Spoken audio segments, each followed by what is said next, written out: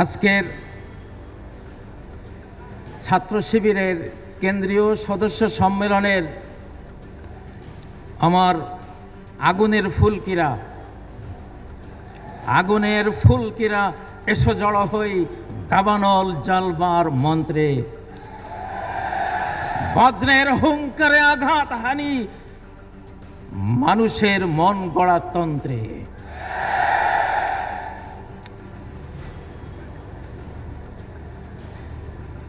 আমরা দুর্বার, আমরা ভেঙ্গে করি সব চুরমার। আমরা স্রষ্টার নিয়মে সুশৃঙ্খল, আমরা মানি না কারো কোনো বন্ধন নিয়ম কানুন শৃঙ্খল। আমরাই তো সেই বিধাতার চির বিস্ময়, যারা নমরুদদের আগুনে পুষ্পের হাসি হাসে, যারা বেঈমানদেরকে ডুবিয়ে জাহাজ ভাসায়, যারা ফেরাউনকে তলিয়ে দিয়ে লাঠির আঘাতে বিশ্ব রোড নির্মাণ করে সাগরের বুকে, আমরাই তো বিশ্ববিধাতার সেই চির বিস্ময়। আমরা জানি এখানে দাবানল জ্বলছে, এখানে হুতাশন প্রজ্বলিত, আজকে খুব গরম বক্তৃতা এই পরিবেশ দাবি করে, কিন্তু না, আমি একটু ভিন্ন দিকে যাচ্ছি। আজকে 31শে ডিসেম্বর, আমার সমন্বয়ক সন্তানরা তারা একটা রূপরেখা দেবে, শুনতে পাচ্ছি সরকারও একটা রূপরেখা দেবে। আমি ভাবলাম আমারটা আগে দিয়ে দিই।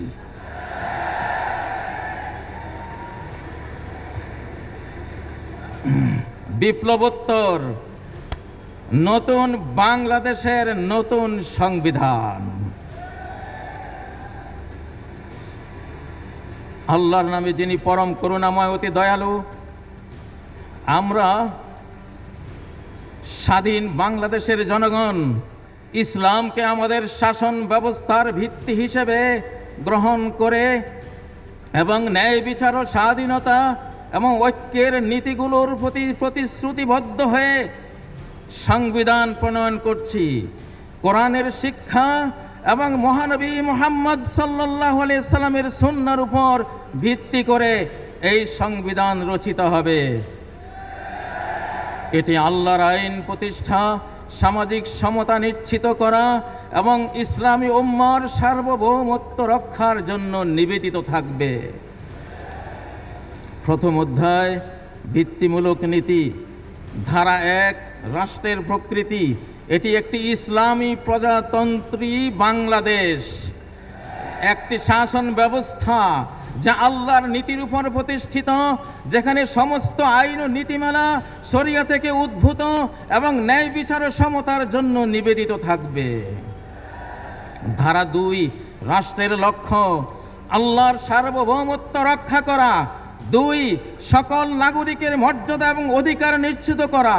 3 নৈতিক, সামাজিক এবং অর্থনৈতিক ন্যায় বিচার প্রচার করা। 4 সমস্ত ধরনের নির্যাতন এবং দুর্নীতির বিরুদ্ধে লড়াই করা। 5 বৈশ্বিক ইসলামী সম্প্রদায় অর্থাৎ উম্মার মধ্যে ঐক্য প্রতিষ্ঠা করা।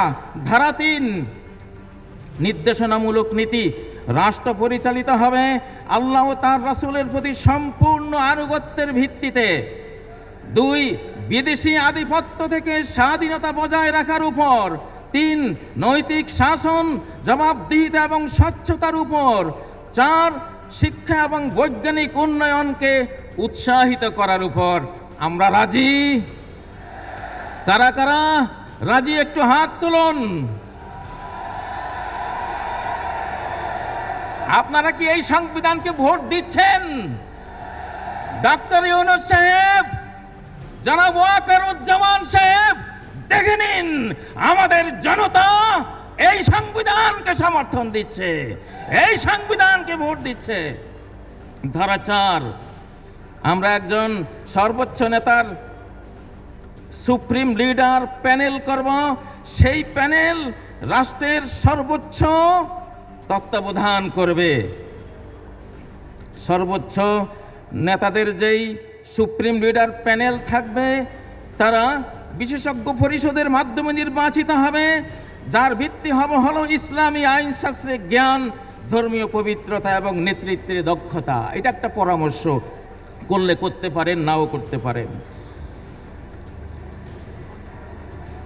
ধারা 5, বিশেষজ্ঞ পরিষদ সর্বোচ্চ নেতাদেরকে নির্বাচন করবে, পর্যবেক্ষণ এবং প্রয়োজনীয় অপসারণের জন্য দায়িত্বপ্রাপ্ত হবে। 2, পরিষদের সদস্যরা জনগণের দ্বারা নির্বাচিত হবে, তবে তাদের অবশ্যই কঠোর ধর্মীয় এবং নৈতিক মানদণ্ড পূরণ করতে হবে। ধারা 6, ক্ষমতার ভিত্তিকীকরণ ইসলামী প্রজাতন্ত্র, নির্বাহী, আইনসভা এবং বিচার বিভাগের মধ্যে ক্ষমতার ভিত্তিকীকরণ নিশ্চিত করবে, যা সর্বোচ্চ নেতার তত্ত্বাবধানে পরিচালিত হবে। ধারা 7, মৌলিক অধিকার, সকল নাগরিক জাতি বা সম্প্রদায় নির্বিশেষে আইনের সামনে সমান। মুসলিমরা একটি রাজনৈতিক ইউনিট, অমুসলিমরাও প্রত্যেকে এক একটি সমমর্যাদার রাজনৈতিক ইউনিট, কেউ সংখ্যালঘু নয়। 2, ইসলামী নীতিমালার সীমার মধ্যে মত প্রকাশ, সংবাদপত্র এবং সমাবেশের স্বাধীনতা নিশ্চিত করা যাবে।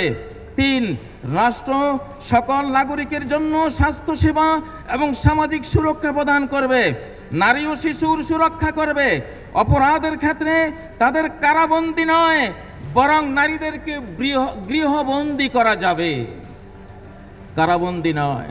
বা আমসিকুহুন্না ফিল বুয়ুত, নারীদেরকে গৃহবন্দী করো, কারাবন্দী নয়। পারিবারিক সমস্যার ক্ষেত্রে স্বামী স্ত্রীর উভয়ের বংশের বিচারক নিয়োগ করা হবে, কোরআনিক বিধান। ধারা 8, নাগরিকের দায়িত্ব, নাগরিকদের ইসলামের মূল্যবোধ এবং সংবিধান রক্ষা করতে হবে। জাতীয় উন্নয়ন এবং প্রতিরক্ষায় অংশগ্রহণ করা সকল নাগরিকের বাধ্যতামূলক দায়িত্ব হবে। একটু ঠান্ডা হয়ে গেছেন? ঠান্ডাটা দীর্ঘস্থায়ী ঠান্ডা ইনশাআল্লাহ। আমি এখানে আরো কয়েকটা ধারা আছে, সেটা কি পড়ব? ধারা 9, সশস্ত্র বাহিনীর তত্ত্বাবধান, সশস্ত্র বাহিনী সরাসরি সর্বোচ্চ নেতৃবৃন্দের কমান্ডে পরিচালিত হবে। তাদের মিশন হলো ইসলামী প্রজাতন্ত্রের স্বাধীনতা এবং ভৌগোলিক অখণ্ডতা রক্ষা করা এবং এর নীতিমালা বজায় রাখা। আসলে যাই হোক, 31 তারিখ অনেক যেহেতু প্রস্তাবনা আসবে, তা আমরা একটা দিয়ে দিলাম ইনশাআল্লাহ। এটা আমরা মনে করি ইসলামই হলো আগামী বিশ্বের লিডিং পয়েন্টে থাকা একটি বিশ্ব বা নিউ ওয়ার্ল্ড অর্ডার, এটা হবে ইনশাআল্লাহ। ধর্মীয় নেতৃত্ব এগিয়ে আসছে সারা বিশ্বে, বাংলাদেশে, সিরিয়ায়, আফগানিস্তানে এবং আমরা দেখছি ফিলিস্তিনে, আমরা দেখছি সারা বিশ্বেই ধর্মীয় নেতৃত্ব এগিয়ে আসছে। অতএব ধর্মের বর্মে সুরক্ষিত থেকে, আকাশের অভিশাপ থেকে, জমিনের গজব থেকে আমাদের বাঁচতে হবে। আল্লাহ আমাদেরকে তৌফিক দিন।